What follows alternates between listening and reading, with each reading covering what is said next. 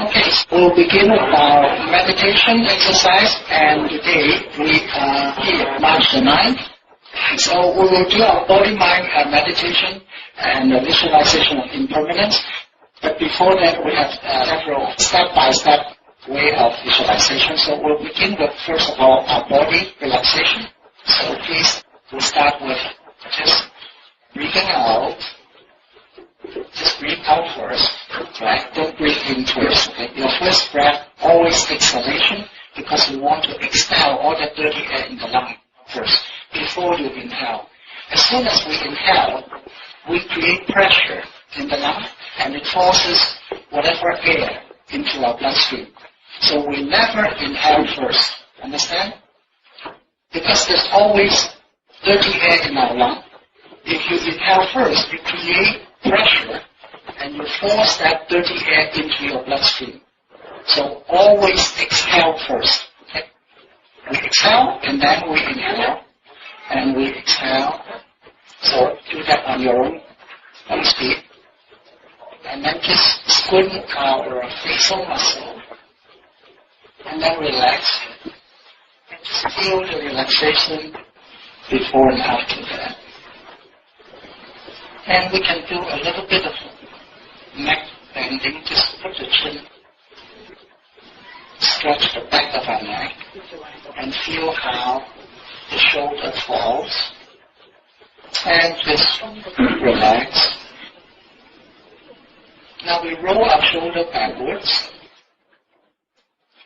and feel how our shoulder touches the back of the chair, and feel how the chair is supporting the weight. So we relax up our left arm, and then relax it, and just feel how the blood flows into our hand, our arm. And then we do the same with our right arm, and feel how it relaxes. Good. Now we put our stomach muscle in, the abdomen in, and relax and feel how the whole body weight falls against the seat of the chair and how the chair is supporting our body. So it's the presence of our body that we're visualizing. So this is a very quick and dirty version of visualization because we don't have that time to practice. So at home you can always do it slowly on your own, muscle by muscle. Okay. So now we just tense up our leg and relax our left leg and let it flow. And tense up our right leg and let it flow. Now the reason we always go from left first and then right is because of the structure of our heart. Okay? We have the aortic artery coming out on the left side of our body first. So the left side have a higher blood pressure than the right side. The right side returns the vein into the pulmonary system.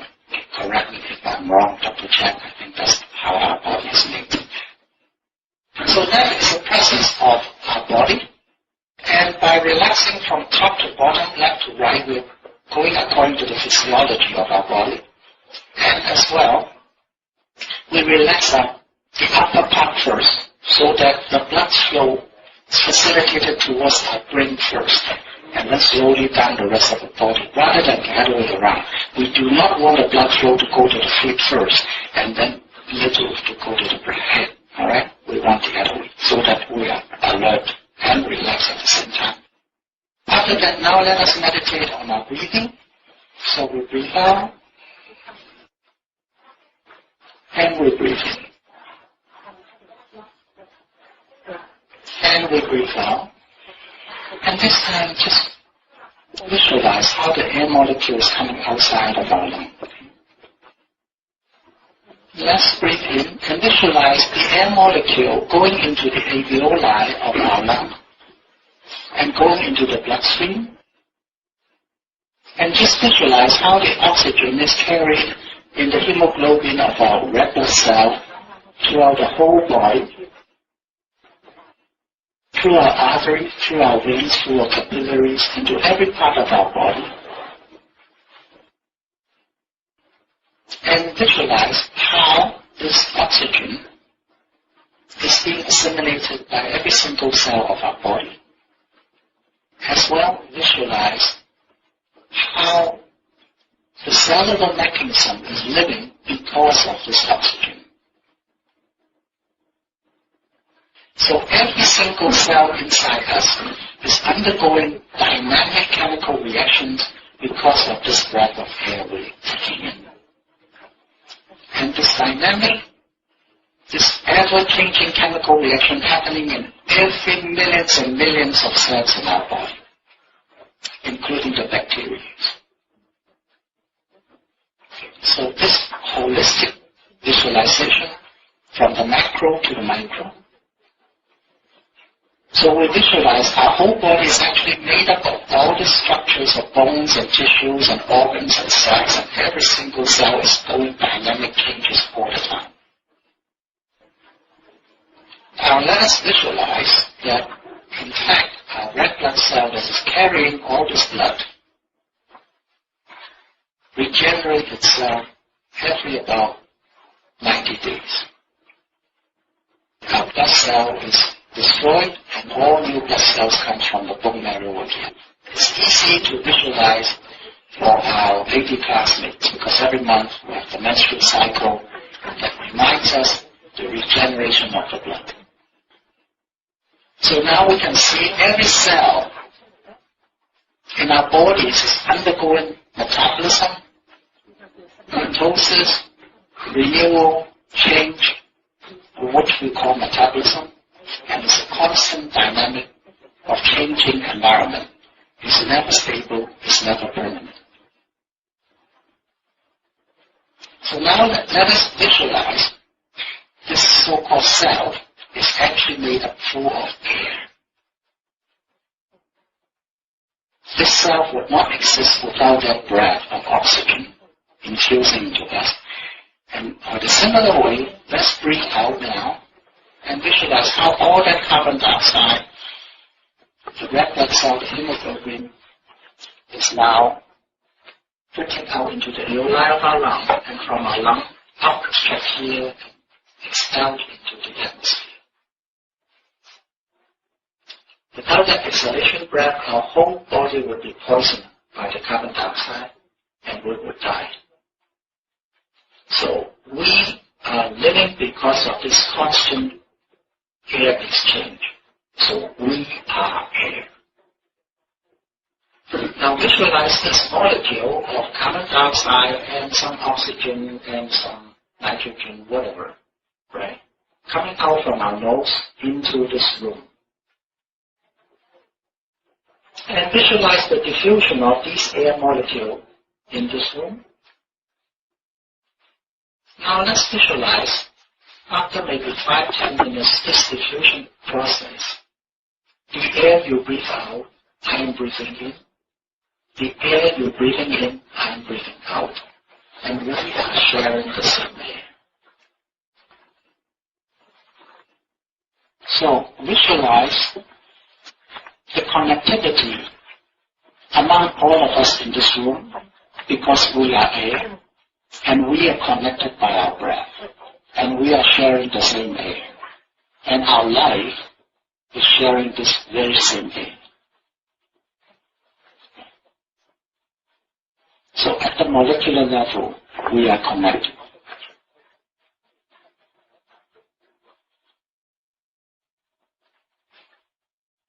Now from the materialistic impermanence, let us go to visualize what we are thinking of.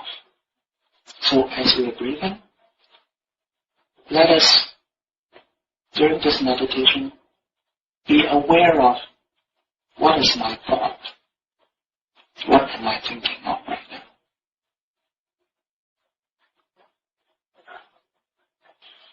And now be aware of what am I thinking of right now.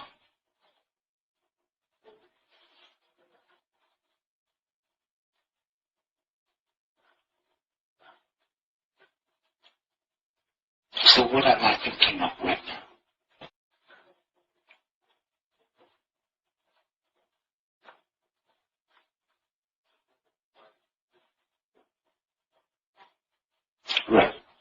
notice I have asked you to become aware of what you're thinking 3 times. And at those 3 incidents, most of us probably are thinking of 3 different things. The first thought is probably different from the second, which is different from the third, every time I ask you to become aware of your own thinking process. Right? So that means our thought process is actually drifting all the time. It is not permanent on a one place. So now we come to the conclusion of today's meditation exercise. We see our body is dynamically changing. There's no constant, there's no permanence. And we see our mind is also fluctuating. Dynamically, thought process go in and out.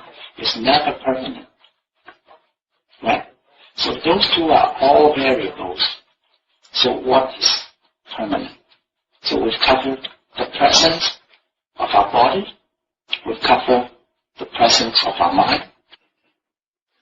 Welcome everyone here today in mind, body, and spirit. Thank you, and I welcome the new students today. For the benefit of the new student, I'm going to quickly just connect the dots a little bit. Today's lecture is the last lecture on ego. And why are we talking about ego? Dr. Roy Chen will be giving us the lecture on inflation and defense of ego, and then how we can overcome ego. And then we'll try to have a lot of engaged class discussion today and have a summary and checkup. So we'll finish the meditation. I hope I am on time on the meditation in 15 minutes. Oh, exactly. Good. So now could we please pull up the PowerPoint of the review? Okay. So if you go to our AW website or Academy of Wisdom and Enlightenment, on the very first homepage, you will see that we say the fast track to your enlightenment roadmap. Today I want to talk to you about this fast tracking. Okay, next slide please. How do we speed up the enlightenment process? Well, instead of saying how we speed up the process, we ask ourselves, what are the obstacles towards enlightenment? And we've identified 2 major obstacles which is preventing most human beings from becoming enlightened. In other words, why are we so slow in learning about the roadmap to enlightenment? We gave a talk on what is speed learning. And in speed learning class, we talk about 3 skill sets. Next slide, please. In speed learning, we are not enlightened because it's very hard for us to listen, to allow new information to come into our head, because we're all brought up a certain way. So what are the obstacles to prevent speed learning? Well, first of all, definitions. We have to have a common definition, otherwise we're not communicating. If I think black means white and you think white means black, we're not defining terms. So definition becomes paramount. The second is communication skill sets. And the third one is our mindset. So these 3 are the sets of learning skills which will facilitate the fast track to enlightenment. Now let's go into each and every one of them. Next slide, please. By definition of terms, this is important. For example, in our survey, we ask, why do you want to learn Buddhism? Then you have to define what is Buddhism. You might get various answers, your motivation questions, depending on the definition of Buddhism. But we have already defined Buddhism as enlightenment. So when we ask, why do you want to learn Buddhism? We are asking, why do you want to learn the way to enlightenment? What is Buddhism? Buddhism is the way to enlightenment. So that becomes a critical definition. Otherwise, you say, oh, I went to Buddhist class, but he's not teaching what I want to learn. Well, here we're talking about the way to enlightenment. Okay. So definition is paramount. Next slide, please. Now, the second speed learning skill set is communication skill set. And here we boil it down to 4 points. AADE. First one is active listening. Second one is appreciation. Third one is expression. I'm expressing. And fourth one is establishing a collective consciousness. So as I am actively talking now, you are actively listening.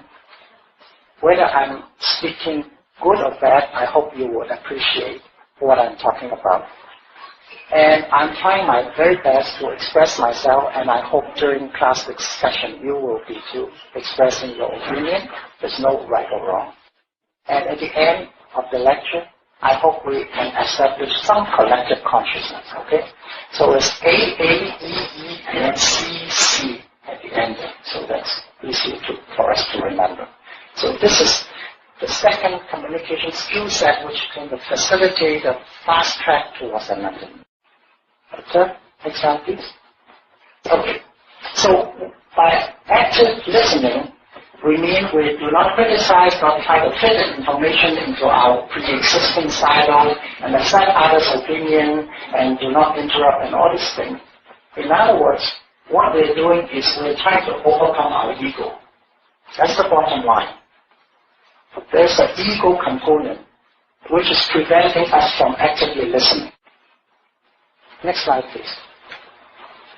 Appreciation. Discover stubbornness in oneself, connect with the speaker, improve elements of factor that mold our character, and so on. In other words, the bottom line is we're overcoming ego again. It's the ego which is preventing us from appreciating other people. Next slide. Expression. Overcoming the sphere of public speaking, which is an ego thing, right? Because the ego says, oh, if I say something wrong, other people might think it's an ego thing. Contribute by giving oneself, oh, I'm just there to soak it all in. I don't want to participate. Again, it's an ego thing. Again, the bottom line is the ego component that is preventing us from expressing ourselves. Next slide, please. Finally, establishing collective consciousness, because the whole is greater than its parts. So you can see this car is not functional unless the parts are put together. Put together, it's a car. So the whole is greater than the sum of its parts.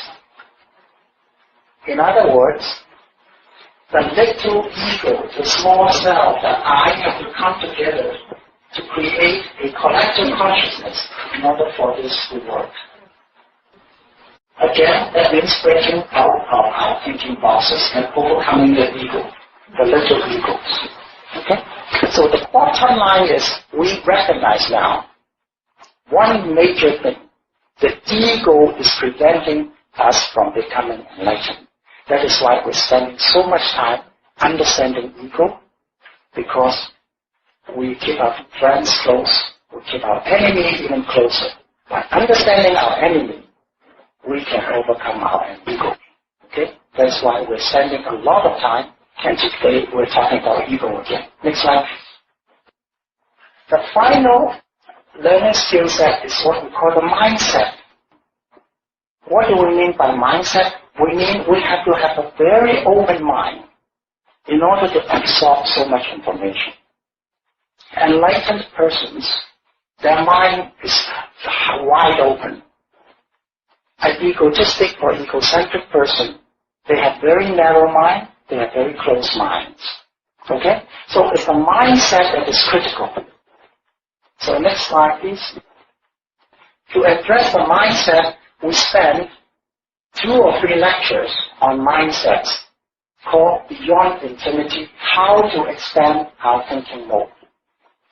And I will have to ask you to go to the AWE website to review this. So we spend a lot of time. Now how do we do this? Next slide, please. We do this by, going through life. We learn to counting bigger numbers. Okay? But, next slide please. Eventually, a number is no longer countable, we call it infinity. So we define infinity is unmeasurable, then unlimited. We don't understand it. And numbers we can count, we define as finite, is measurable, capable of being completely counted. So the two terms are mutually exclusive. If a number is finite, it cannot be infinite. If something is infinite, it is not, by definition, not countable. So two opposing dualistic views. By definition, here's where definition is important. Alright, no problem? Next slide. Then we ask you to start counting number. 10, 100,000, million, billion, trillion, quadrillion. After that, there's no more union. So we can say zillion or zillion, these are just fictitious names. But each of these actually have a finite number.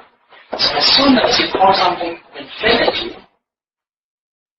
so how do you define infinity? Is infinity gazillion or zillion or what? See, here without the concept of finite versus infinite. Next slide, please. We then ask you to do a squaring, right? And we keep on squaring the number from that gazillion. We keep going, and this is the number of operations. These are the squares. These are the units, and these are the number of digits. That's not the value. It's the number of digits, or how big that number will be. Next slide, please. And we keep on going. Next slide. Keep on going. There is no end to it. Right? At this point, we have broken through the concept of duality. We have opened up our mind. There's no such thing as finite anymore. There's no such thing as infinity, even though we understand what finite and infinity mean. This is how we break open our mind. We break open duality. Okay? So, in other words, next slide please.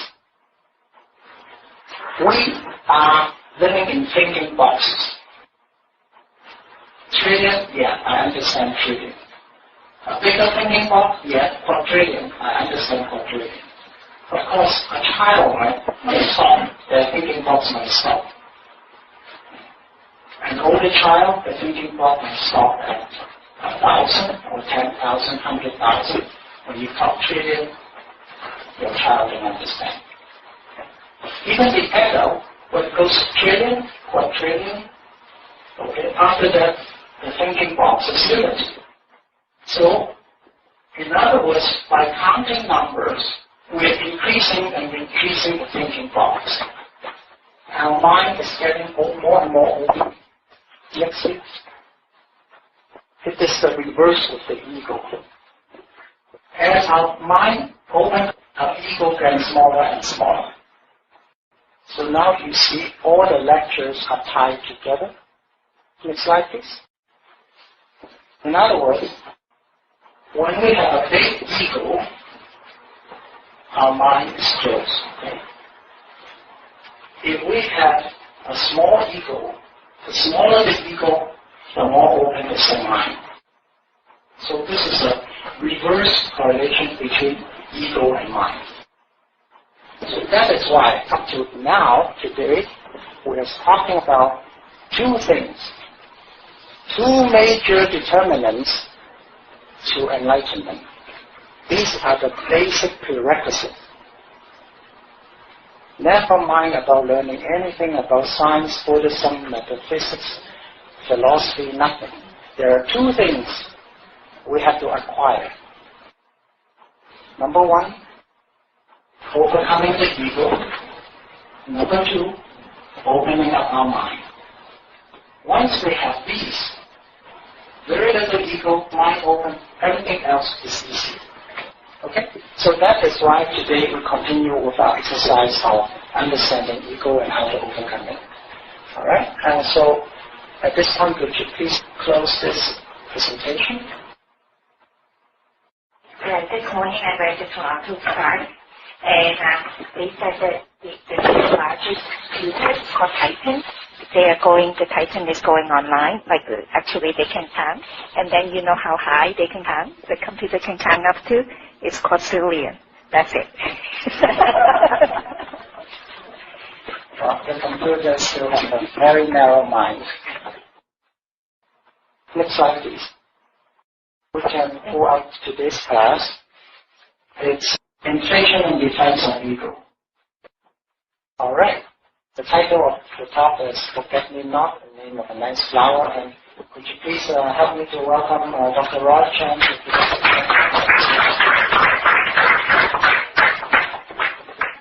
Thank you. Welcome everyone. Now, last week we talked about the ego, and don't worry, you won't miss much. And if you miss much, it's because we're going to review it anyways. Next slide, please. The first slide is basically a summary of the last lecture. Characteristics of ego. Ego has context, structure, and relies heavily on identification.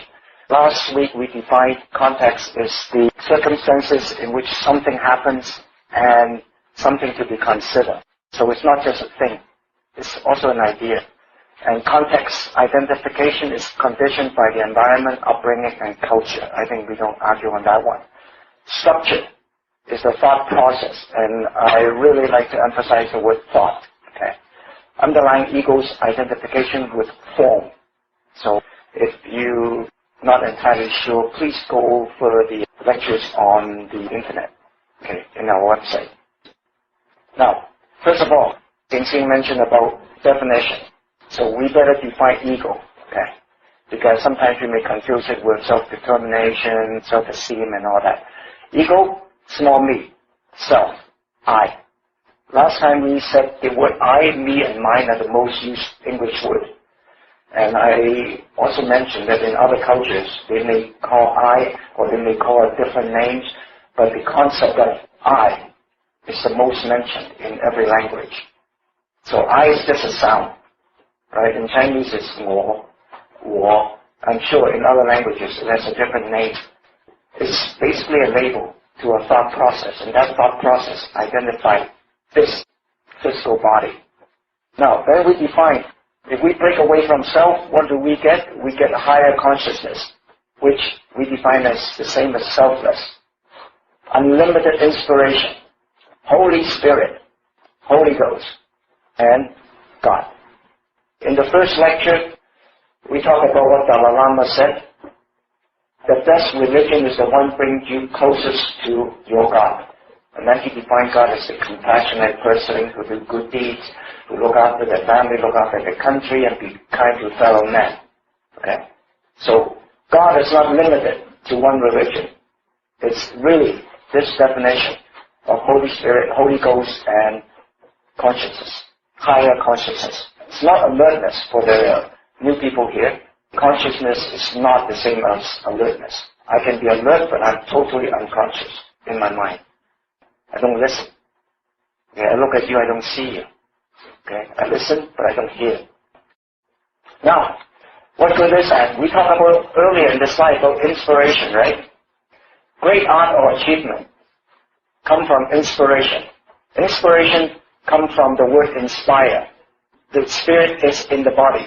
Again, the spirit. Okay. That's inspire. What spirit? When the Holy Spirit is in, we become servant of God and create greatness. When the self, I, ego is in, we do selfish, harmful things to satisfy our ego. Now, let me just ask you this here. Well, I think quite a few years back, Van Gogh's sunflower was auctioned off, and a Japanese guy bought it for, what, 50 million or more? Now, that picture of sunflower fetched $15 million. Why? Is it because just Van Gogh painted it? Someone would put some $50 million out and put it in a showcase in the entrance of an insurance company just for, for the fun of putting it there? No. Because that's an inspiration. People look at that sunflower, it's connected to true consciousness. And that's why they would pay that amount of money. Strange enough, you and I go to the supermarket and see sunflower, and we even pay a penny. It's the same sunflower. We don't see that the Holy Spirit. And then gold painted it, and people pay for it. Okay? So, that's the difference. The Holy Spirit is with us when we can see it. We mentioned about thought process. So let's start thinking about it. First of all, there's an external stimuli that come in. Then, when that comes in, our minds start thinking about it. We create a thought process. Okay, my name is a thought process. You can call me whatever name. My parents can give me whatever name. And that is still going to be this body. Right? Because our thought process generates something. And then, well, with our thought process, we create a response. When someone called this name, Roy, which is just a sound, a label, I start responding and looking at you. That's a response. And because, well, in the last lecture, we talked about identification. We identify that name, that sound with me, and then I start collecting things around that sound. I start asking my parents, Roy wants this. I want to be a doctor. I want to make a lot of money. Right? And I want to have children. I want them to do well too. So, that's a thought process. The thought process, in turn, starts circulating back. And then, well, that is becoming a cycle. I don't want to call it a vicious cycle. It can be good, it can be bad. Okay, vicious by connotation is negative. We just finished talking about breaking out from duality. There's no good or bad in this thinking process. This is just the process. This is how we use it. Then, well, that creates external stimuli by our action. And then it feeds back into this thought process. So let's look at the next slide. As that feeds back, we create a loop. And that grows. Okay? And that thought process grow and grow and grow, and it becomes inflated. And inflated. Then it's like this here. It started like this, smaller, bigger, bigger, bigger, bigger, bigger, and bigger. Okay, instead of big self, we can say it is inflated self. But in the limit of space, big is actually easier to fit in. So we can see this process from smaller, when we were a baby, and then gradually grow until it becomes so huge, it kind of flowed out of our head, and we start behaving differently. So obviously, well, the thought process like to grow. Our ego continues to inflate. Since somehow our mind becomes open, and then the ego gets smaller. The previous slide that we saw is an inverse relationship. So now, obviously, ego doesn't want to be smaller. None of us want to be poorer. Maybe one or two of us, but it's just common sense. We want more things because that's how the ego grows. If I have one coat, I want two. If I have a Toyota, I like to have a Mercedes. When I have a Mercedes, I like a Lamborghini. When I get a Lamborghini, I like to have a plane. Right? It's half. It's my ego growing. I don't need it, do I? You know, commercial aircraft first class is not bad. I haven't been there. Okay, so the ego continues to grow. It has to defend itself. How does it do it? Next slide, please. Okay, you can see it's already mentioned.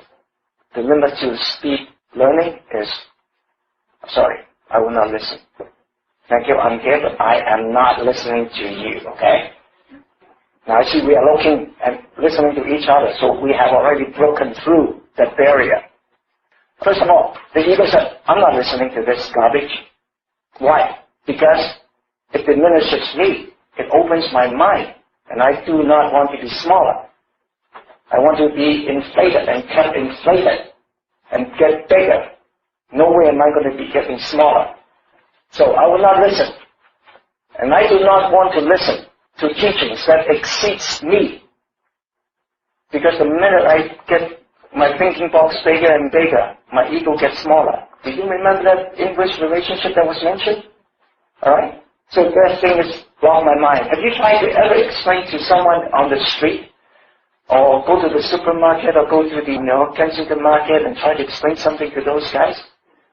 Are you kidding me? Pay the money and get out of here, okay? Otherwise, for Italian, they would say, goo, goo, goo, you know what I mean, right? From something, right? From something, you know? Yeah, some of us haven't. So that's Italian word. Okay, it's from guru.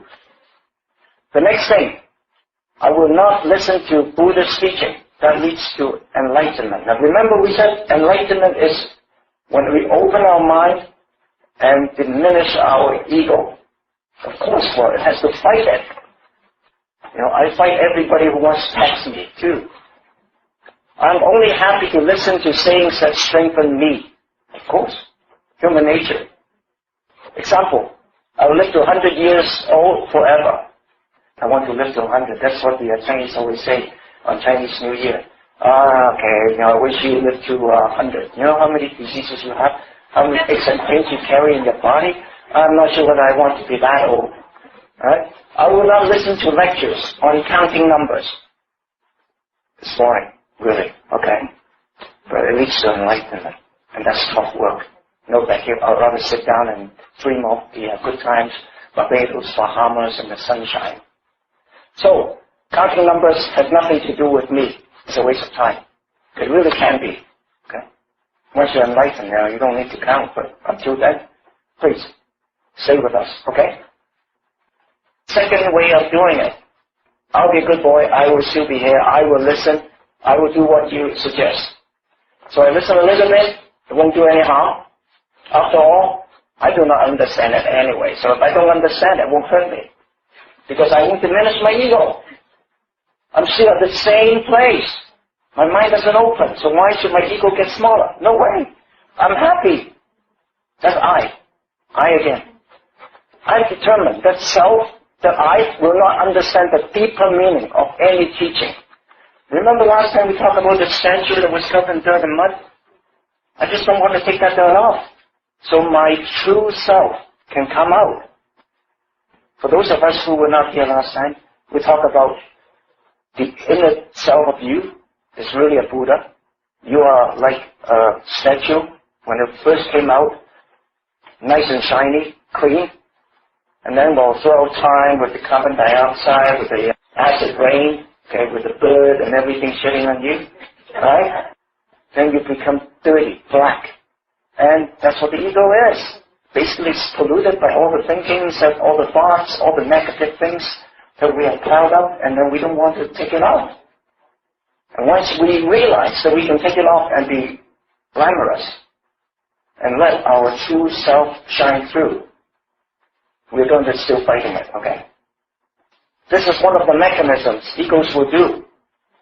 So I'll do a little bit, I'll cut it off, and then, well, hey, forget it. Okay, I'm still the same. Alright? And then I'll forget about doing the rest of the cleaning. So, counting to 10, hundreds, thousands, millions, billions is within my reach. But anything beyond, I'll leave it with Jonathan. Okay? Alright, leave it with someone else. Because Jonathan is the counting expert. Alright, so we call it infinity. Alright, folks? So we don't have to go any further. We don't have to open our mind. We don't have to learn new concepts. We're happy with the way I am, the self. The next simple way of fighting things off, I understand. But I'll immediately forget. Just like I see the exercise, I think, good. But tonight I'll forget how to do it. And I won't do it. I won't hand it in. Sorry. Okay. Sorry. Okay. Did we do all the exercise?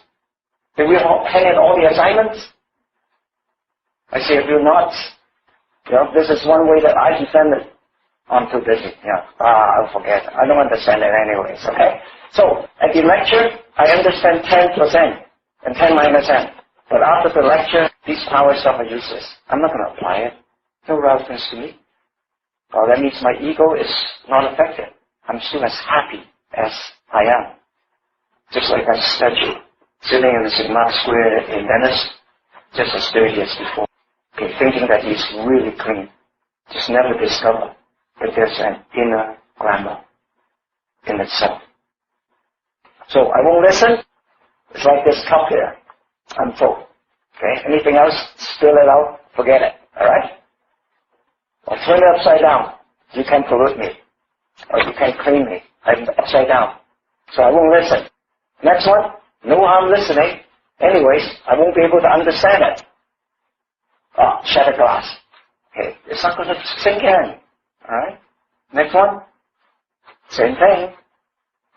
Alright, I understand, but I will immediately forget. Or contaminate it. Right? It won't change. Alright, just like puzzle, never finished. Actually, I'm very curious. Okay, I'm digress a bit, okay, Ding Xin? Now, is the cup half empty or is the cup half full? What's the answer? Quarter full. No, I mean if a cup is half full or half empty, what is it? Is it half full or half empty? Half full. Half full? Anyone say half full? Anyone say half empty? Okay. Alright, you know my answer? I'll give it to you, okay? The cup is not big enough. Thinking boxes, my friend. Okay? I close you into half full, half empty. In fact, the cup wasn't big enough. I didn't remember that. I hear it from someone. I borrow it. I can't remember who. Next slide, please. Alright. Just going over that process. So this is how things kind of grow and grow and grow. Now, we're talking about Buddhism, okay? Which is really true consciousness, enlightenment. You can be Muhammad and you can be Jesus, okay? It is really, like what again Dalai Lama said, true consciousness is beyond the God form. God is a form. It's a thinking process.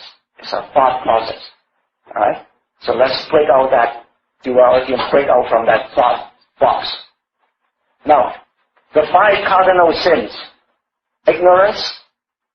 We start with ignorance because that is in Cantonese moment. You don't understand. When you don't understand, you don't have light and you are ignorant. And from here generates all these other things. Anger, hostility, sin, greed, conceit, okay, and doubt.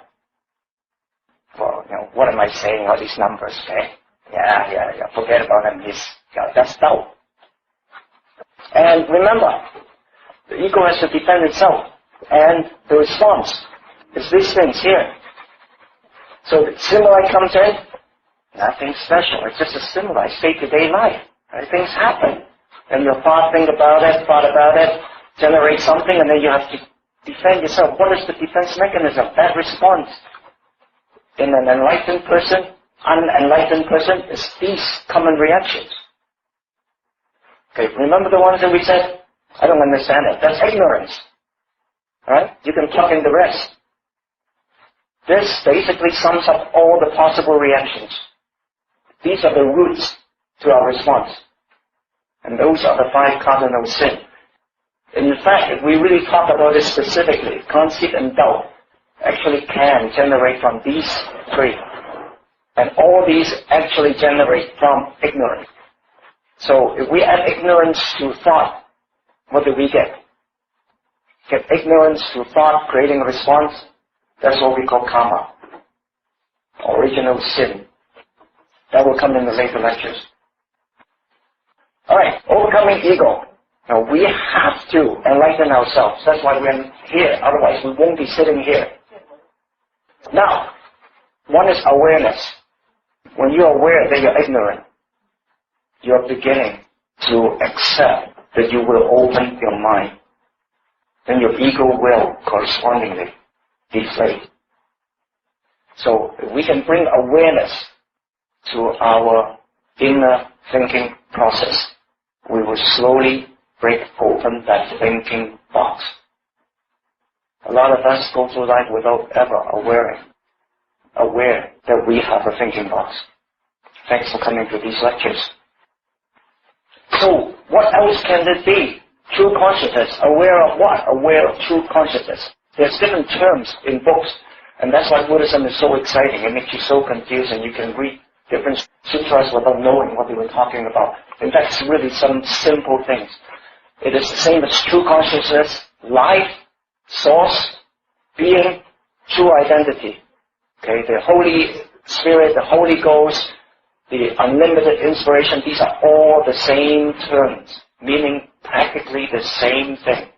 So when you read the sutras, when you read all these spiritual books, bear that in mind. It will make your awareness a lot easier to understand these books and bring you to the awareness forefront.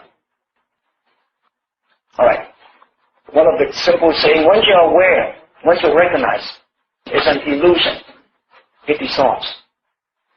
Remember the first one of the lectures we said Albert Einstein, a scientist, one of the smartest guy that a physicist has ever produced? Yeah. Perhaps we should postpone that. Oh, okay. It's to do with assignment. Oh, sorry. Okay, alright, okay, well, sorry. Okay, you have to really be aware of it then. Alright. Okay, if you can recognize illusion as an illusion, it dissolves. Okay? Ego's survival depends on your perceiving it as a reality. Just like a dreamer is dreaming. But if you know you're dreaming, then you are not a dreamer. That's kind of circular thought. If you can recognize illusion as an illusion, it dissolves. So like here, we all know, okay, this is magic. This is just an illusion. We know it's not real. But to a kid whose thinking box isn't open, this is real. This is really amazing. We know it's amazing because it's tricking our sensory perception. Just like this cat looking at the mirror and see himself as a lion. It's an illusion. But the minute we recognize that, a cat is a cat. Okay, that's the true self. We earlier said thought forms, right? Ego identifies with thought, with forms. We know all structures are unstable. Mount Himalayas is growing. A lot of the statues fell. All the empires collapsed. All the structures are unstable. Why? Structure is a thought process. Underlying ego's identification with forms, such as material, possessions, beauty, fame. We all get old. We can be brilliant, but one day we'll die and then nobody will remember us. Renouncing all possession is an ancient spiritual practice in both East and West religion. Typical Buddhist, Japanese kind of a Buddhist meditating, giving up a lot of his worldly belonging. Mother Teresa, I don't think she has much of a penny in her, but she is really a saint because she doesn't need anything in terms of money. So, giving up possessions, forms. These people don't have much of an ego craving. They are looking for spiritual enlightenment. Now, just a simple exercise and simple things that we can go over. There's unhappiness in you. Unhappiness. You feel unhappy. First, you need to acknowledge that it is there. You are feeling chronic, which is a feeling, which is true. The primary cause of unhappiness is not the situation, but your thoughts about it. A good example, someone cut your car off in front of you. That is the situation. You are angry. That is unhappiness. How we react to the situation creates the unhappiness. The guy who cut you off has already sped off. You are the one who's left with the unhappiness. And why? It's because you're still thinking about it. And that's a thought. Why am I so unhappy after someone cuts me off? Think about it. Investigate it. Separate the thought from the situation. Yes, the situation was someone cut you off, could have an accident. The unhappiness is a thought process in you. Okay. The situation's neutral. It happened. You recognize how the thought makes you unhappy, not the situation. So don't seek happiness. It's a thought. Freedom from unhappiness is attainable. So in fact, now I copy it from the book. Happiness and unhappiness really are both thought processes. What we're looking for is peace, isn't it? Jesus never said, "Oh, I wish you would be happy to see peace on earth." You didn't see happiness on earth. Because when you're peaceful, you don't have happiness or unhappiness, which are still thought. The minute you're happy, next minute you will be unhappy. The minute you're unhappy, you may be happy next minute. But when you're in peace, you don't care whether it's happy or unhappy. So coming back to this here now, we have already discussed this thought process, how it goes from external stimuli to the thought and creating a response, and then we're generating a thought that grows the ego, and then, well, with the internal loop feeding back and growing, and we talk about the 5 cardinal sins, and we are now going to discuss how we can enlighten ourselves, how we can break away from this ego, and this ego itself. So, the first thing, actually I need to tell you a story. Okay? This is interesting. Thank God I was younger then, okay? I almost sued a doctor friend of mine. Almost, okay? So the story was like this here. I was a lot younger. I was asked by a good friend, a senior doctor, to go on locum for him. Locum means he goes on holiday and I go in and kind of pamper his patient and look after them while he's away. Right, so that's locuming.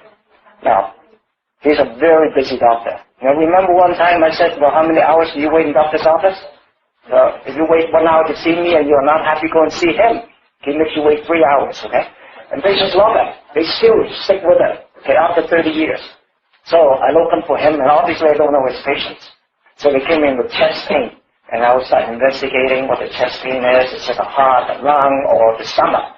Whereas for him, it would be very simple. You got chest pain? Okay, the man come in with chest pain. He said, so what happened? Is it your mother, your wife, or your daughter? Right? So, that's how he knows his patients. Okay, so I didn't know the patient, so I see his, he's a full straight patient, busy. So I went there and I was always getting behind and further behind, right? Okay, so nature called. And I said, oh God, I'm so far behind. Okay, I'll see this one first, and then I'll see this one, and then before I, go and answer nature, right? So, finally, I got a break. The patient said, I forgot something in the waiting room. I need to go back to the waiting room. So the patient dashed to the waiting room. I just shut off, okay, faster than even go to the toilet. Alright, man is really great. Now he can sit there, zip, okay, or unzip, and then he's going to go. And he said, what a relief. And then all of a sudden, we're like all men, we start looking around. Do you guys do it? Now ladies, you don't know it, well, men do. Then literally, okay, I stopped. Thank God I was younger, otherwise I would have to go to the hospital and call Gemma, the urologist. Right? And I saw a poster in front of me. It has 3 lines. And I remember it up to now. Okay.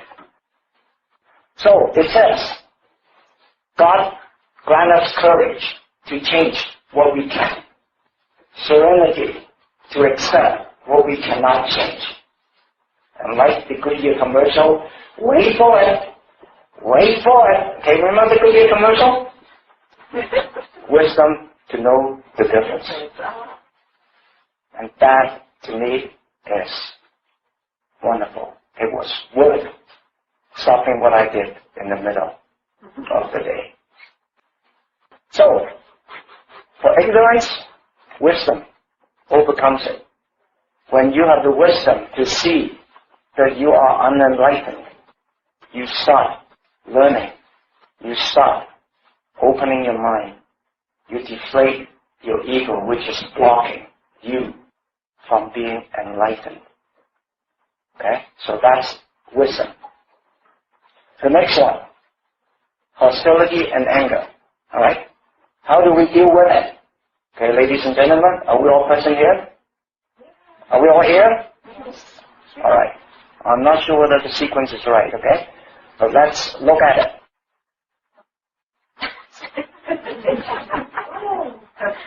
I don't see too many smiles. I don't see too many smiles. I saw someone uncooperatively yell the answer. Serenity. What am I demonstrating, folks?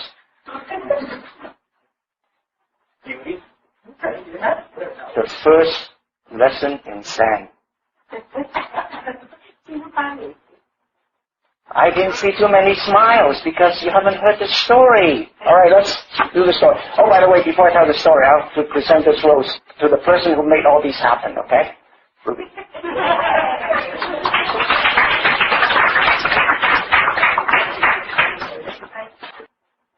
I'll explain this. The story was that one of Buddha's top disciple, Mahadasapa. one day, Buddha was giving a seminar to all his top students, all of the students. Buddha's always talk once he asks a question. This time Buddha didn't say a thing. He just sat there, hold a file in his hand. And all the students were looking all over the place trying to figure out what Buddha was trying to do. Only Mahadasapa. after a while, smile. And that was the first lesson of Zen. I don't know what exactly the meaning was in that lecture, but nothing, blank. He was present. Remember I asked how many of us are present? We all are. But how many of us have different thoughts when you see this blank page? Well, what is he doing? Instead of looking at it, just have a blank. What was he doing? What's that idiot doing? Why isn't he presenting any slides? Your mind was racing. You have 16 thoughts, 17 imaginations. Did you remember what Jing Xing was saying to us earlier on in the lecture? Stay focused, right? Speed learning. We didn't do it. I saw someone yell the answer, and then all of a sudden realize, okay, she gave it away. Okay, so that's Zen. Zen doesn't have to be crossing your legs, your eyes closed. Zen can be here. Focused. Present. And when you're focused, when you're present, when you're attentive, what do you achieve? Serenity. Right? That guy cuts you off. He's gone. If you're present, you focus on the road. You don't want anyone to cut you off. You don't want to cut anybody off. And that is serenity. That is not the same as sitting in the Bahamas, looking at the beach, looking out there, okay? Well, no beautiful woman anyway, but, alright? In your mind, okay, when you have a beautiful woman in your mind, you are polluted. My friend, you are polluted, okay? You start thinking of all these worldly things. Yes? Dr. Chen, would you say serenity is equivalent to tranquility? Yeah, to me it is. Thank you. Yeah, just different terms of the same mental process. Okay, so you don't have to be anywhere to be serene, to be tranquil. It can be here now. That is Zen. Would that Zen, would peace be a similar term for that peace? Like we mentioned peace rather than happiness. Just peace, is that the same context? To me, if it's not UN talking about peace, yes. When UN is talking about peace, that's not the same word. We define, no. Peace is kind of a mental tranquility, serenity. I think it is the same term. Just the problem is the English language or any language is so diversified and so beautiful that we have all these different terms which means the same thing. Just like true consciousness earlier on. It has so many different words and then we get hung up on the definition without truly realize what that means. So, simple way to acquire serenity. It's nice to know what serenity, tranquility, peace can do. But let's do something simple, practical, that we can apply it. Alright? I'm going to ask you a question. Grammatically, this is correct. Where was yesterday? What did you do yesterday? Okay? Where was yesterday? Any idea? Any suggestions? No? Okay, help you with the next question, okay? Grammatically wrong. Where is yesterday? Folks, where is yesterday? Where's tomorrow? Where was yesterday was grammatically right? Where is yesterday is grammatically wrong? Where is tomorrow? Remember that guy who cut you off the car? You're still fuming. You're chasing him. Okay, you speed next to him and gave him this. Alright? Well, the incident happened yesterday, last minute, a few minutes ago. You go and say, that woman driver, that Asian driver, he's from Hong Kong, that's why he drove this way. And then well, you're more aggressive in Los Angeles, you take a gun and shoot him. Physical violence, right? Ego defense. So where is yesterday? It's in your mind. It's a thought process. You're carrying yesterday in your mind now. Right? Look, you only have now. So if you focus on now, and you are present, you are here. You're present, you focus, your concentration, and you're doing sand with your eyes open while you're driving, you're going to be very tranquil. You don't have to have your legs crossed, sitting in wherever, meditating. You are peaceful.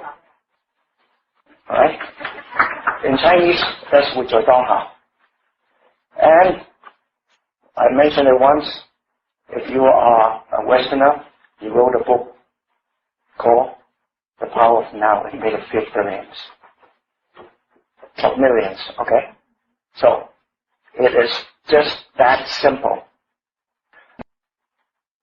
Okay, now, wow, this is heavy duty stuff, okay? Supposed to be second year material, but I'm jumping the gun. Not that I know it, but I just know how to copy it, okay, folks? Alright? I don't know it, but I'm copying it. So I'm boosting my ego, okay? Being separate from external forms is contemplation. Not being confused inwardly is concentration. Okay, take that car example. You have separated the situation from your emotion. You're not being confused by what the thought process is, inwardly. That's concentration. You can call it tranquility, you can call it focus, you can call it sand, you can call it whatever. That's the process. So let's not bog down by the terms. If you become attached to external form, your mind will be confused inwardly. If you are separate from external forms, inwardly, your mind will be unconfused. If the mind remains unconfused, when any state is encountered, that is true concentration.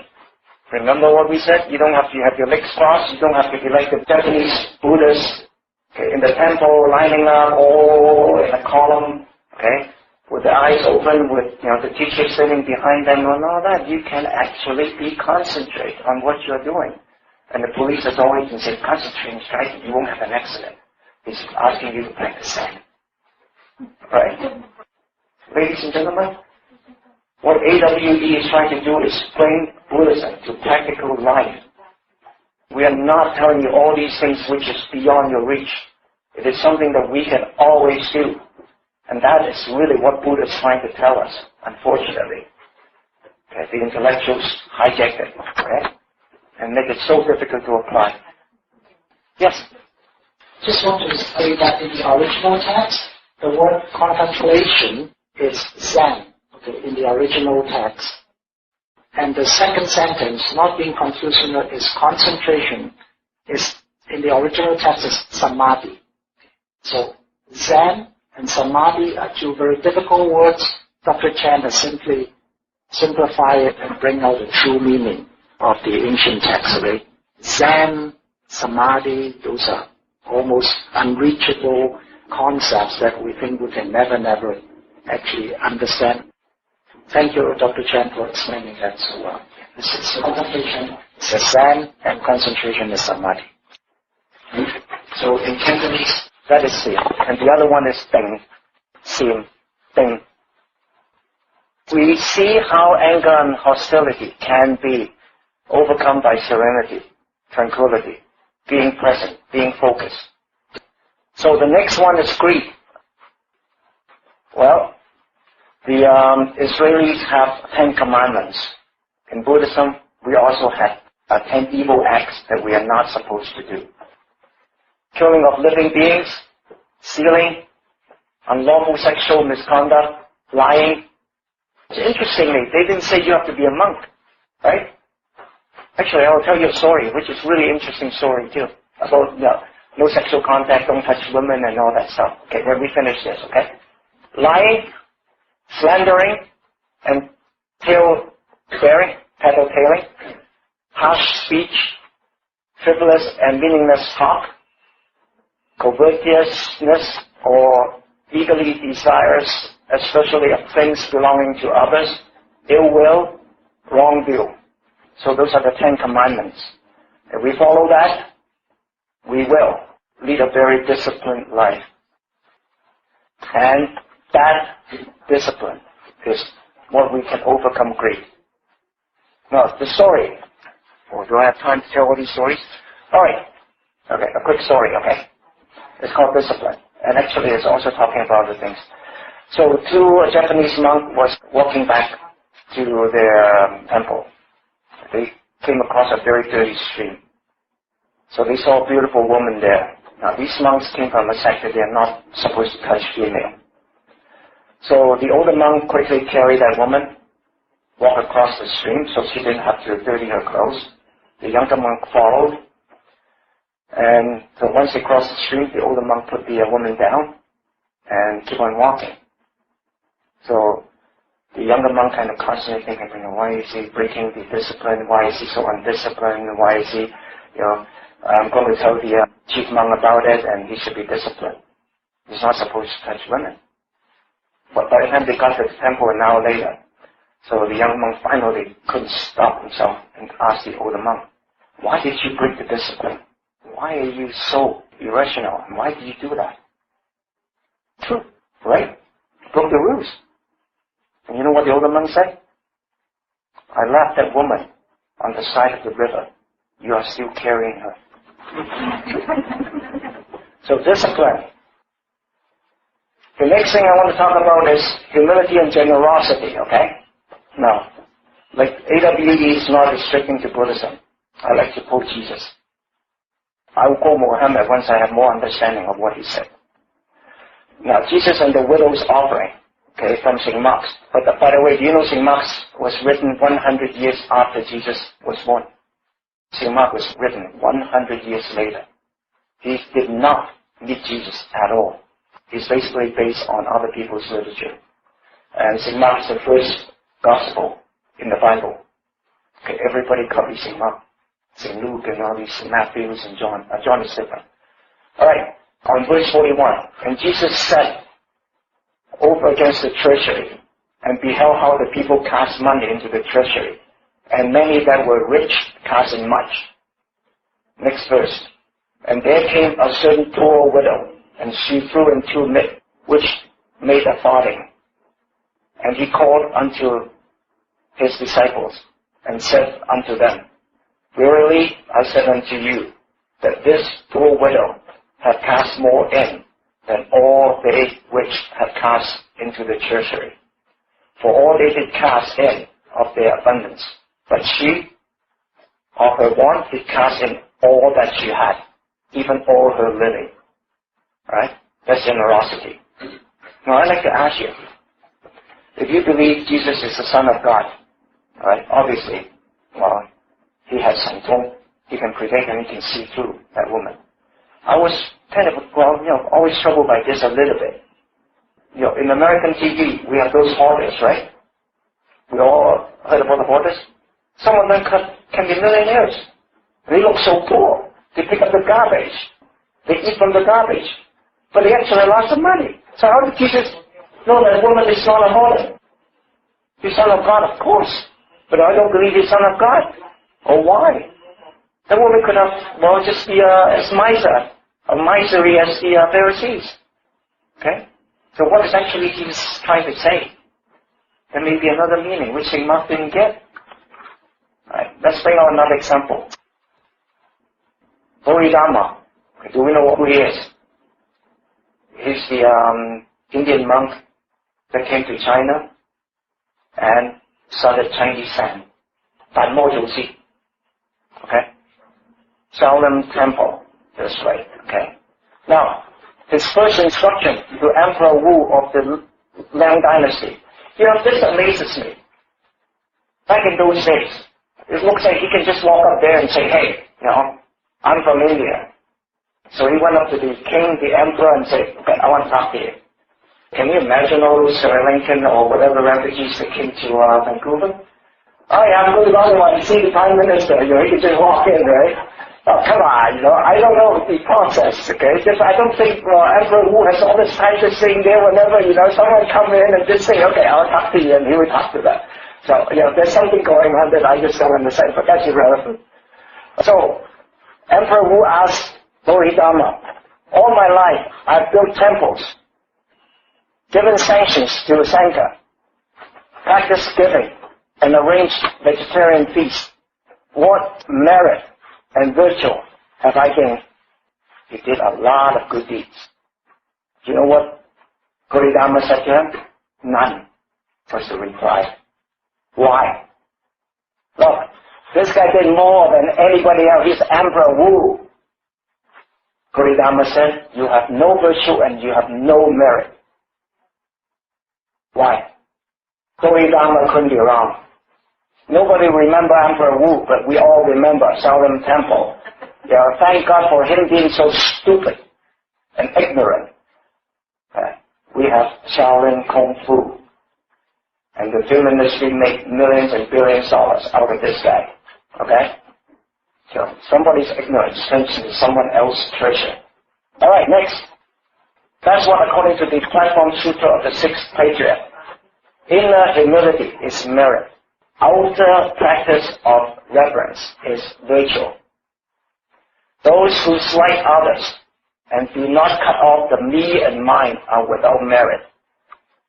Remember what Emperor Wu said to Bodhidharma? How much merit? He didn't say, do I have any merit? He said, how much merit do I have? He's talking about me and mine and I. And the good sage was saying, none. Okay, because he did not have humility in his mind. The vain and unreal self-nature is without merit because of the me and mine and because of the greatness of the self, the ego. Okay, let's hope this same thing, okay? This is from the Sixth Patriarch of Chinese Zen. Yes? Dr. Chen, when you say the me and mine, in our modern day, remember Bill Gates, Warren Buffett, giving to charity or whatever, philanthropist, adventure, how many millions of their wealth. Would you consider this slavery? The true intent of helping others is selfless. Retaining the name is self. So there's some elements of it which is good, but Warren Buffett didn't say to Bodhidharma, how much merit do I have? He just gave. He didn't ask people to put a statue up in his name. He didn't like the hospitals that we have here, XYZ wing. Right? He did not give that way. In fact, Warren Buffett told Bill Gates, spend it, and don't you invest it, because I am a better investor than you are. Just use it. Okay? And he never tell Bill Gates, make it a Warren Buffett trophy. He just say, spend it. Okay, that's selfless to me. Okay, now how are these two stories different? The Bible story and Emperor Wu. To me, it's the same story. Unfortunately, the Bible didn't recognize the importance of what Jesus said. That, unfortunately, to me, is sad. So, we have humility, overcoming conceit. The next one, simple. Look. Okay, this is a beautiful slide. All these German Shepherds, and that cat obviously has a confidence. Okay? No doubt about it. Folks, no doubt about it. Okay? You and I would even walk past. Okay? That has nothing to it. That's confidence, folks. No doubt. Okay? So, if we respond this way to events, our thought process is going to be totally different. Now, this is identification with things. I think we can skip those, okay? In light of time. If you have a chance to review it, you can apply all these, okay? So we'll skip it until later on. Okay, ego is one conflict, we know that. Ego likes role-playing, okay? That's the last lecture. And so we can skip that now. This I'd like to stay for a second, okay? Ego doesn't have to be individual. It can be collective. We fight wars for what reason? This guy, we all know, he's a devil. Right? Why is he holding on to power? All those 5 cardinal sins. He did not go to the other side of the box. So ego doesn't have to be individual, it can be collective. Now, ego leads to greed, ego feeds hostility, ego is stubborn, ignorant. No question about it. So again, the same thing. Now, there was a question asked, can ego be good? I think one of my last slides said, yeah, ego can be good. It's how you use it. Just like that thought process we talk about. It's just a thought process. How the response generates is what makes it evil. If you use the 5 cardinal sins to fit into that ego pattern, it's no good. But if you use the Enlightenment teachings to feed back into it, you can actually grow it bigger, but to good deeds. So ego can be good. Now, let's define it. Now, the terms may not be as simple as what we talk about greed. Okay, I do use big ego to overcome that greed, but it's the same idea. Okay. Now, Buddha, Yahamata, right? Or Yahama. Buddha is just you and I, everybody. Our true nature is Buddha. Our true consciousness is Buddha. Every one of us is a Buddha. Exceedingly insatiable. We are greedy. Buddha is really greedy. Greedy for what? To help us enlighten. To teach us the Dharma. Right? And he never failed for 30-odd years. Okay? The first Buddha that we talk about teach his students, and his students start teaching the world. Okay? So he is extremely, extremely greedy in that sense. And he is trying to enlighten everybody with his enlightenment. Okay, Shittigaba, Bodhisattva, is insatiable in liberating all beings from hell. Now this is greed too, isn't it? Extremely greedy to say, if hell is not empty, I am not going to Nirvana. Or isn't that a big greed? That's a big ego. So to answer the question, can ego be good? Yeah, how you use it.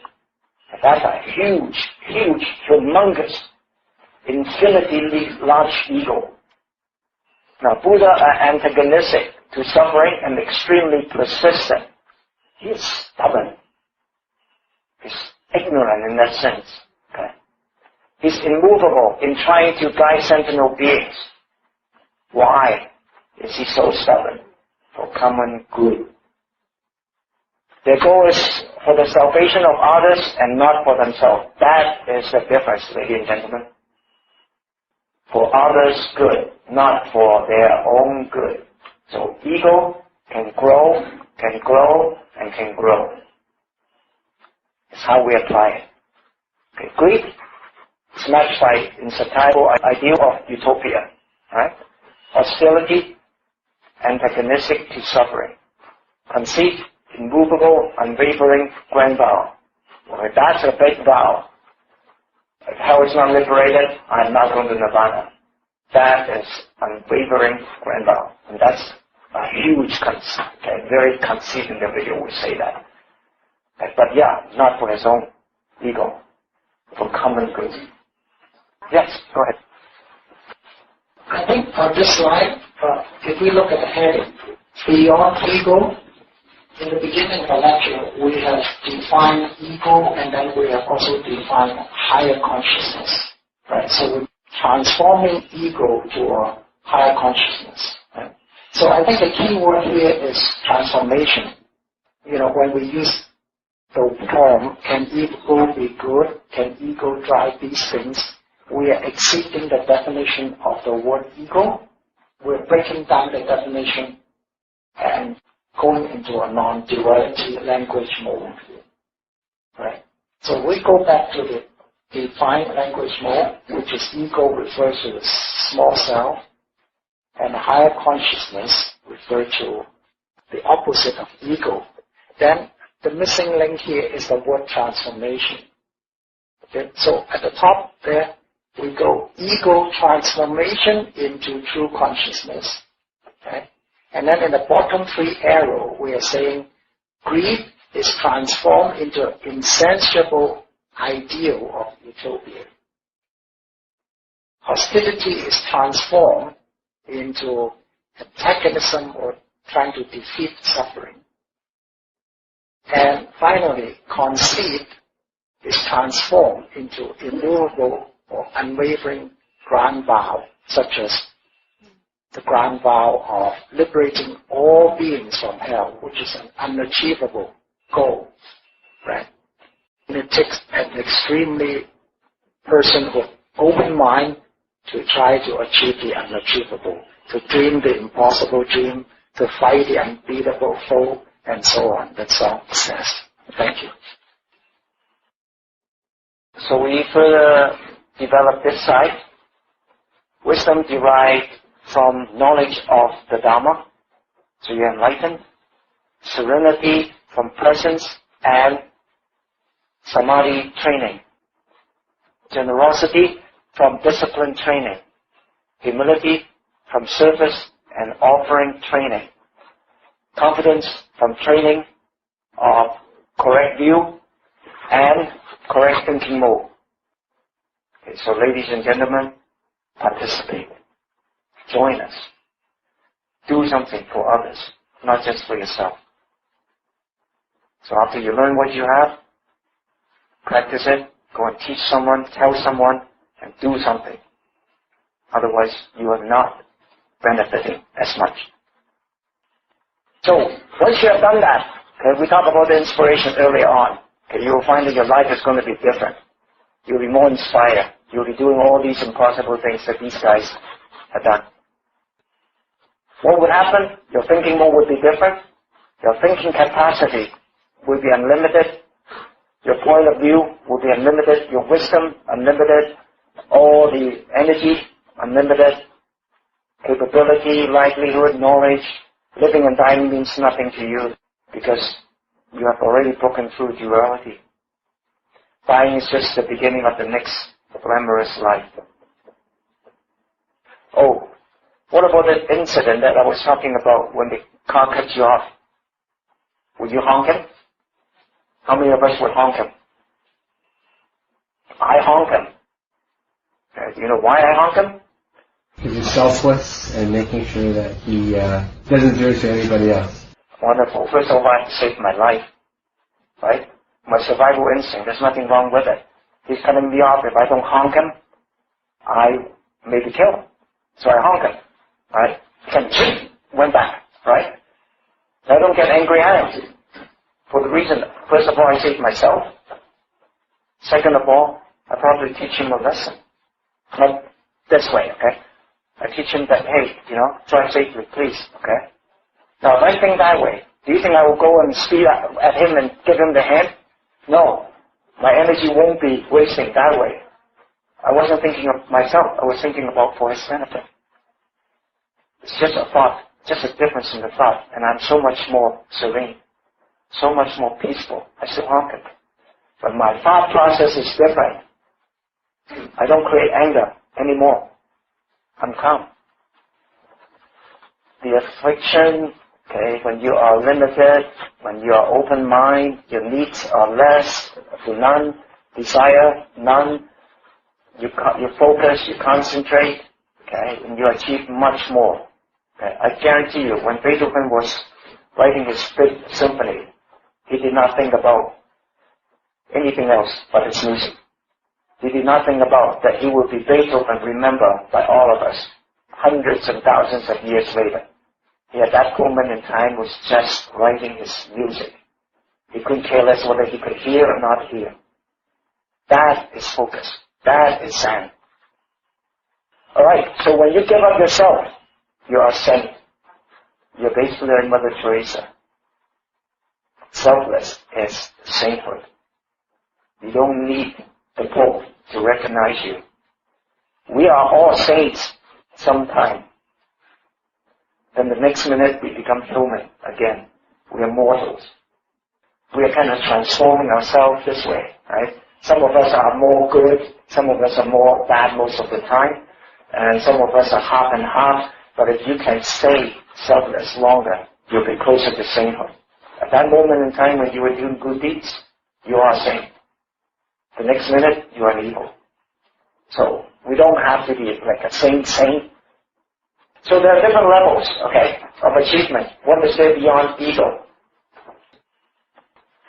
Self-awareness, detachment from thought. You are an arahat. How many of us remember this slide? You could be an arahat. He has no thought. He has no cravings. We look at him as a bomb. He look at himself as enlightened. But he's not serving us any good. And this guy also seems to have a sad face too. Yes, you can detach yourself from thought, but you are not selfless. You basically have no thought. Cut away that thing from getting bigger and bigger. You cut away ego, but you're not doing anybody any good.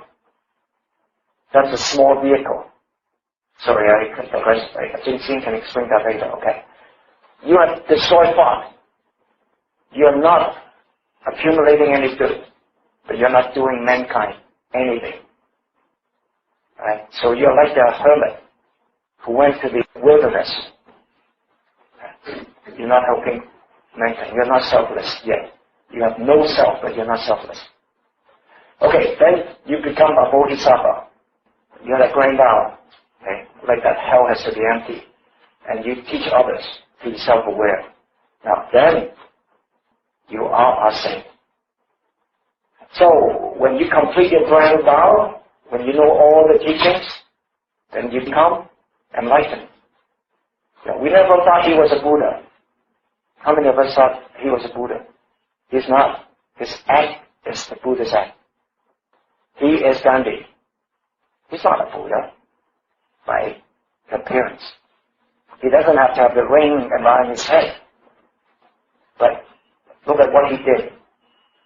He beat the British Empire at his glory, not lifting a finger. And his act kind of enlightened people like Mandela and the whole world. He is a Buddha in my mind and in a lot of our mind. His act is a Buddha. It's a Buddha's act. We are all Buddhas. Just we don't behave enough times to be a true, every moment Buddha.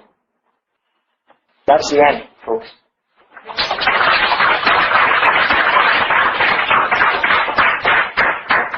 Vincent, can you help entertain some questions? Perhaps we should just pass the microphone around for Constance to comment on questions and see what they feel. I don't really have anything to say. Anything come to your mind. The lectures is amazing. I learned a lot. Thank you. First of all, thank you very much for the rose, but I didn't really do that much. You know, it's a group work and we put it together. But I have to say something though, like a secretary, you know, like he said, this is what you should put on the PowerPoint, and then I put it in. But it's different when you come here and sit down and listen to you talk, and it's totally different because I understand a lot more. So I think it's very important that you come to the class because when you listen, it's different than just looking at the slides. So in our speed learning skill set, communication skill set number 2, we have AAEE. The third one is expression. So please feel free to express yourself. Doesn't matter what you say, just even one word, a word hi or whatever. Or you suck, that's fine. That's the ego defense, folks. The ego defense. I enjoyed the lecture. Thank you very much. It was fun. For those who were not here, this series of lectures are made possible because of 2 PhDs. Triple to them. As always, I think the material is very powerful and very relevant to everyday life. And, as I was talking to Ching Sing there, I come across so many people every day that I can help so much, yet the ego, the ignorance, all that is in their mind, and nobody likes to know or hear that their own baby is ugly. But sometimes they are ugly, and if you can try to improve your situation, you have to have that openness. And it boggles my mind sometimes why, if you can see and very logically show a person, I can do this for you, do that for you, and all these great things, I guess a lot of it is just very painful to them. And people don't want to address it and don't want to do certain things because they're embarrassed of their own selves. And if they've been doing something for so long, complacency really gets in the way, and all these barriers to improving yourself, I think, is why the world is the way it is today. And the collective consciousness is all about the individualistic side of things. I wish everybody could have the benefits of learning from this class. I couldn't agree with you more.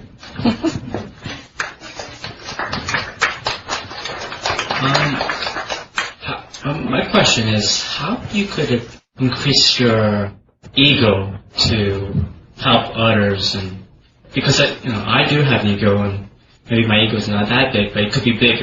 And how could I increase my ego to help others and to do good deeds and so forth? Very simple. Be selfless. Thank you very much. I enjoy your lecture very much. How to find a solution for the ego.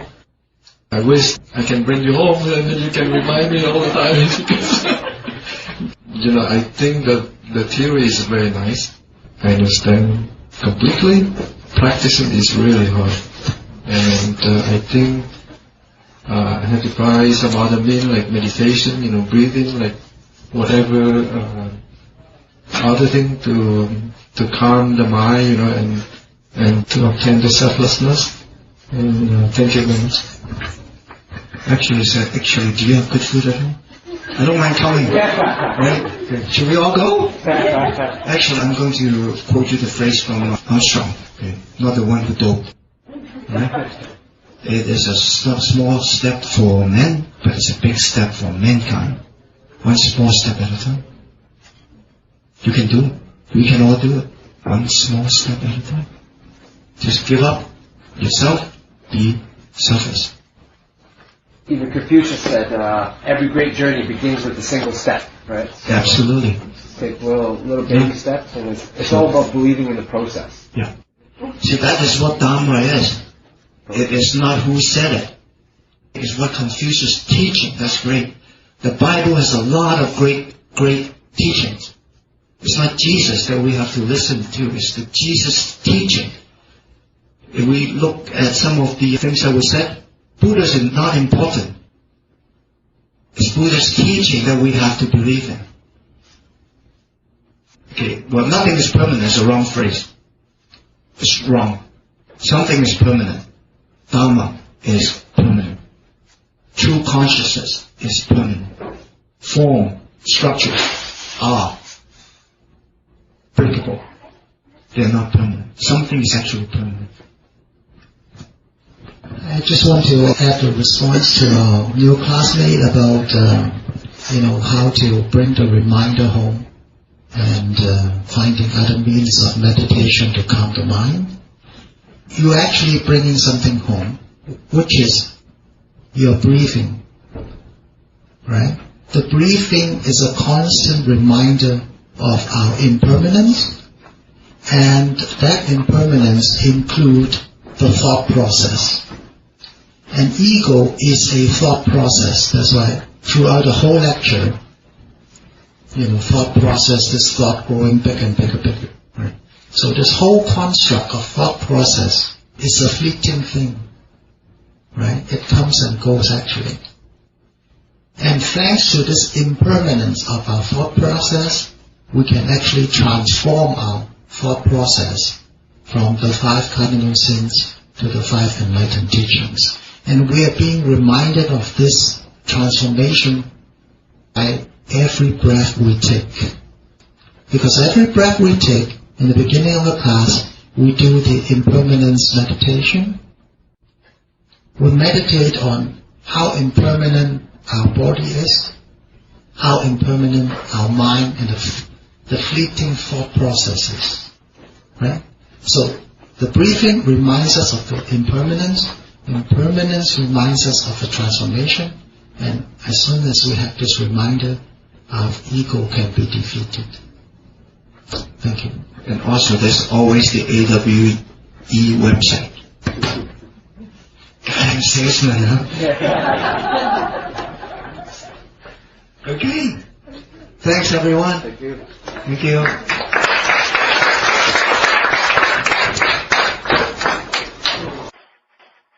If there are no more questions, let us do the transfer of merit. By this effort, may all sentient beings be free of suffering. May their mind be filled with the nectar of virtue. In this way, may all causes result in suffering be extinguished, and only the light of compassion shine through all realms.